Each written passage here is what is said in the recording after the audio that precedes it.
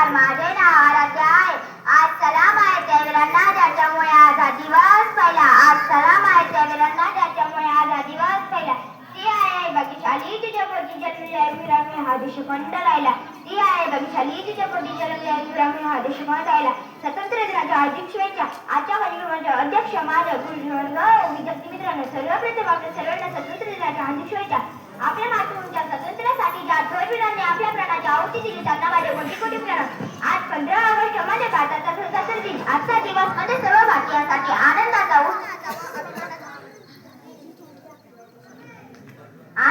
उत्साहाचा व अभिमानाचा दिवस. 15 ऑगस्ट 1947 रोजी आपला भारत देश ब्रिटिशांपासून स्वतंत्र मिळाले.